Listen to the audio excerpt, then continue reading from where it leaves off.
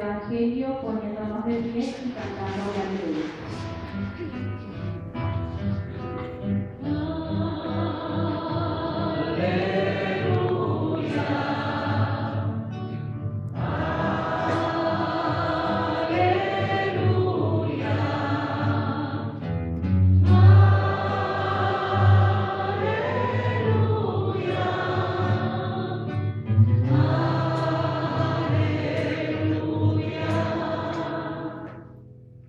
Aleluya. Yo solo me gloriaré en la cruz de nuestro Señor Jesucristo, por quien el mundo está crucificado para mí, como yo lo estoy para el mundo.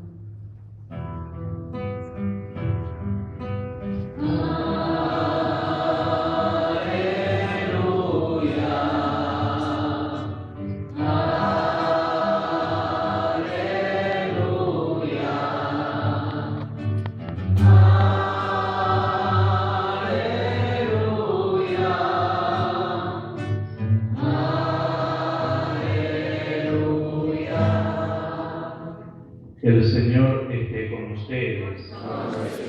Evangelio de nuestro Señor Jesucristo según San Marcos. Gloria a ti, Señor. Jesús salió con sus discípulos hacia los poblados de Cesarea de Filipo y en el camino les preguntó: ¿quién dice la gente que soy yo? Ellos le respondieron: algunos dicen que eres Juan el Bautista, otros Elías, y otros alguno de los profetas. ¿Y ustedes, quién dicen que soy yo? Pedro respondió: tú eres el Mesías. Jesús le ordenó terminantemente que no dijera nada acerca de él. Y comenzó a enseñarles que el Hijo del Hombre debía sufrir mucho y ser rechazado por los ancianos, los sumos sacerdotes y los escribas, que debía ser condenado a muerte y resucitar después de 3 días. Y les hablaba de esto con toda claridad. Pedro, llevándolo aparte, comenzó a reprenderlo, pero Jesús, dándose vuelta y mirando a sus discípulos, le respondió diciendo: retírate de detrás de mí, Satanás, porque tus pensamientos no son los de Dios, sino los de los hombres. Entonces Jesús, llamando a la multitud, junto con sus discípulos, les dijo: el que quiera venir detrás de mí, que renuncie a sí mismo, que cargue con su cruz y me siga. Porque el que quiera salvar su vida la perderá, y el que pierda su vida por mí, por la buena noticia, la salvará. Palabra del Señor. Gloria a ti, Señor Jesús.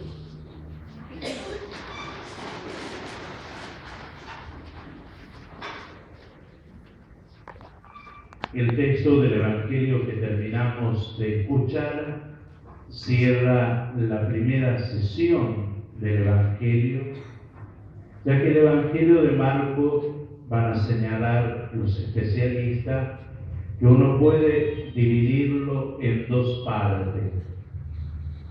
Y estas 2 partes están marcadas precisamente, la primera por la profesión de fe que hace Pedro, y la segunda parte se cierra justamente en el capítulo 15, en el versículo 38, con la profesión de fe que hace el centurión romano. Este Evangelio se abre con ambos títulos diciendo en el versículo primero, cuando dice la buena noticia de Jesús el Mesías, el Hijo de Dios. Toda la primera parte, Jesús va a ir realizando milagros, va a curar a los enfermos, va a expulsar a los demonios, va a resucitar a los muertos, va a multiplicar los panes. Todo esto lo va a hacer en el ámbito de la multitud. Llegado a este punto, Jesús quiere saber qué ha descubierto esta multitud que se ha relacionado con él en este trayecto del camino. Los discípulos se hacen eco de lo que la multitud justamente pensaba o percibieron. Algunos van a decir, eres Elías.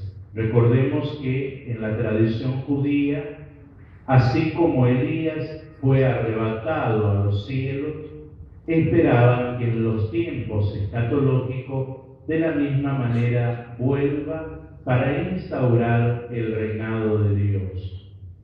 Por eso algunos, al ver los prodigios que Jesús realizaba, lo asociaban con el profeta Elías. Otros lo van a identificar con Juan el Bautista, lo cual, esto que lo identifican con Juan el Bautista, ya empiezan a tener una idea de la resurrección de los muertos.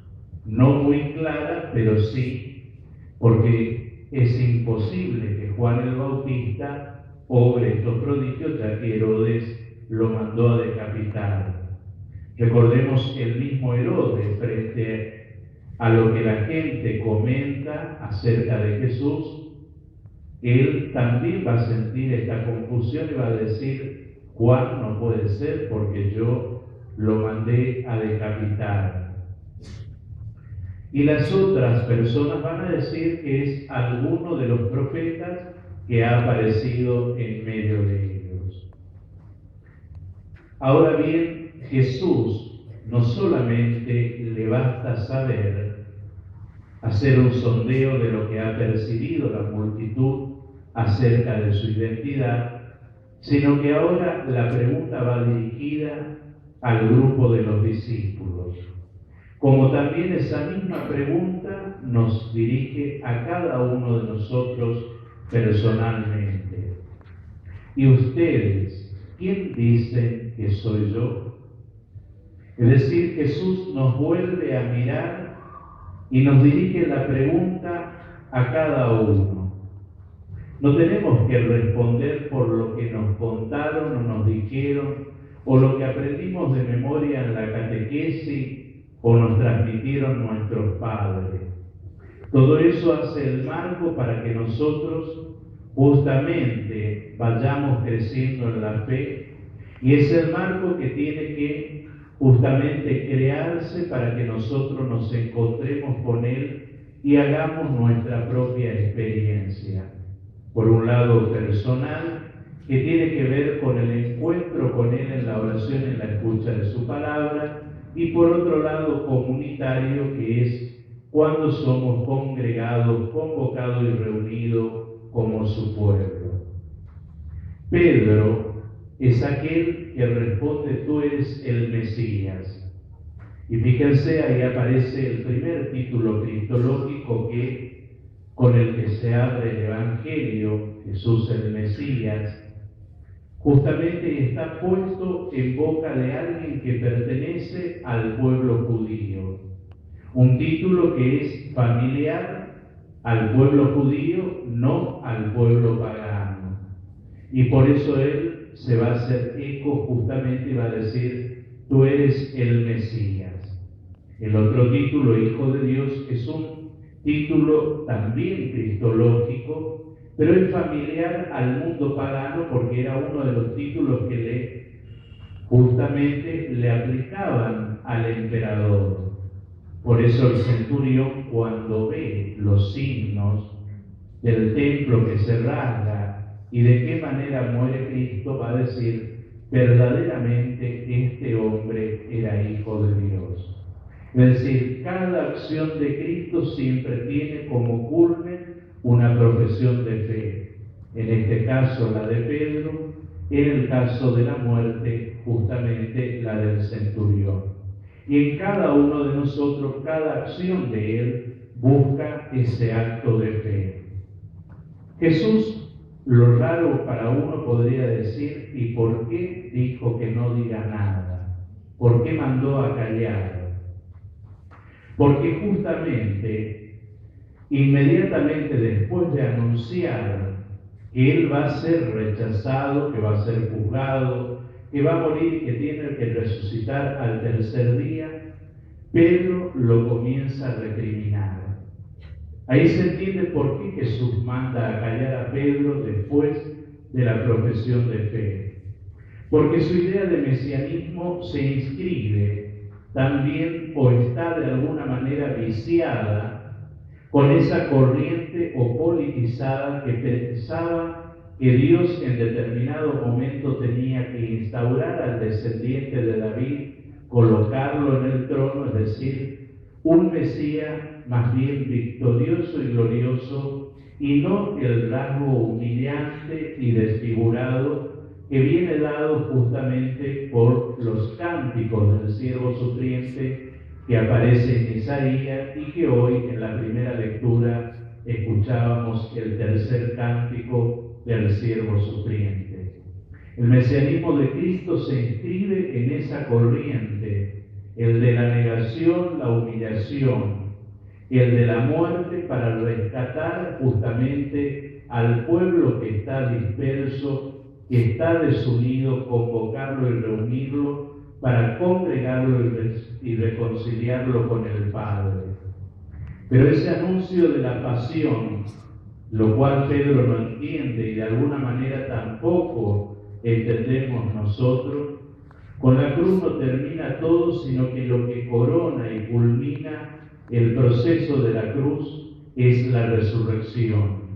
Ella es la que da la claridad perfecta sobre el misterio que nos reconcilia con el Padre, pero también todo el acontecimiento de Cristo en medio de los hombres. Por eso después ya el llamado se hace a todos y de una manera abierta, no solo a un grupo reducido de predilectos. Jesús dice, llamó a la multitud junto con sus discípulos y le dijo, vengan detrás de mí. Es decir, nos invita a seguirlo, pero también ese seguimiento implica el camino de la cruz. Cuando queremos seguir a Cristo, sin ella, estamos pensando como el mundo, como los hombres, y nos estamos apartando de la voluntad de Dios. Por otro lado, el apóstol Santiago en la carta que escuchábamos nos plantea también un tema ya muy antiguo de los orígenes del cristianismo que se va a acentuar con la Reforma, es decir, con el Concilio de Trento, cuando se separa justamente Lutero de la Iglesia Católica. Ellos van a decir, la sola fe salva. De la parte católica va a decir, las obras son las que salvan. Pero también nosotros vivimos esa dualidad en nuestra vida. A veces pensamos que solamente con asistir a misa, hacer las oraciones personales y algunas que otras prácticas piadosas, ya basta y con eso nuestra fe está resguardada. Diríamos que la fe vivida de esta manera es una fe enferma, una fe que necesita ser oxigenada, porque justamente no tiene ningún compromiso con lo social y con el hermano, no tiene un compromiso de transformación. Por eso Santiago va a decir, bueno, al que dice que tiene fe, mostrame tu fe a través de las obras, que yo por las obras te mostraré mi fe. ¿Cuántas personas, el otro día una me decía, sí, yo voy a misa, yo rezo, pero ¿cuál es tu compromiso? ¿Eso basta? ¿Eso es suficiente? Y el mismo Santiago va a decir, ¿de qué sirve a alguien decir que tiene fe y ante la necesidad del otro le dice, vete en paz, aliméntate, caliéntate, pero no le da lo necesario, ni para alimentar el cuerpo, ni para vestirlo? Y nosotros vivimos esa dualidad también, de a veces creer que solamente con la fe que profesamos en Dios, pero desarraigada de un compromiso, ya con eso basta. Este va a ser el gran tema también que Pablo nos va a proponer y muchas veces fue mal entendido, y justamente los hermanos separados, los luteranos, se han asentado en esto, como que el hombre era malo y de por sí no podía hacer ninguna obra buena. Nada bueno podía provenir del hombre. Lo único que le quedaba era esperar y tener fe en Dios. La fe cristiana, aquella fe que brota de la revelación del Dios que nos ha revelado Jesucristo, va a decir que el hombre reconciliado con Dios tiene toda la capacidad para obrar el bien. Y el mismo Pablo va a decir que en esa fragilidad Dios ha derramado su Espíritu, para que Él nos socorra y al mismo tiempo nos dé la capacidad de obrar según Dios. Recordemos que solo lo que quedará para abrirnos las puertas de la eternidad es la caridad. El mismo Pablo va a decir la fe, la esperanza, el don de lengua, la profecía y todos los poderes que pueda adquirir el hombre, todo desaparece y se desvanece. Lo único que permanece y que nos abre la puerta para ingresar en el corazón mismo de la Trinidad es la caridad. Y la caridad la vivimos y la palpamos cuando nosotros nos comprometemos justamente y asumimos cotidianamente, después de participar de la Eucaristía, socorrer las necesidades del cuerpo de Cristo, de aquellos hermanos y hermanas nuestros que son frágiles, que son débiles y que son las partes justamente que necesitan más cuidado, más delicadeza y, por qué no decir, toda la atención justamente porque también ellos son miembros del único cuerpo de Cristo, del cual nosotros participamos, pertenecemos y que después de cada Eucaristía tenemos que velar por ello. Solo cuando después de alimentarnos de la mesa del Señor, la caridad perfecta del Padre en Cristo, cuando nos comprometemos en lo cotidiano, podremos evaluar nuestra fe y decir, entonces estoy caminando en la presencia del Señor.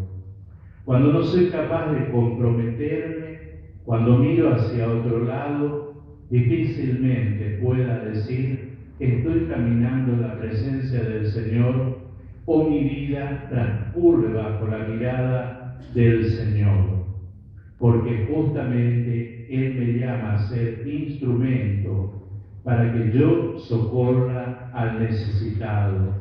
Como dice justamente el siervo sufriente en el cántico de Isaías, el Señor abrió mi oído, y eso es lo que tenemos que pedirle a Dios cada mañana, que nos haga capaces de escuchar su palabra en la Escritura, pero también cuando nos habla en la necesidad concreta del hermano. No volver la mirada hacia atrás, ni siquiera tampoco contra aquellos que a veces nos ultrajan. Y saber, más allá que nuestra fe sea débil y frágil, que Dios en algún momento es aquel que nos socorre, nos consuela y nos ayuda. Que el Señor nos dé la fortaleza necesaria para que nuestra profesión de fe no sea media como la de Pedro, para que nuestra fe no se limite solamente al culto, sino que también nos ayude justamente a caminar bajo la mirada del Señor que se manifiesta en el hermano débil y necesitado.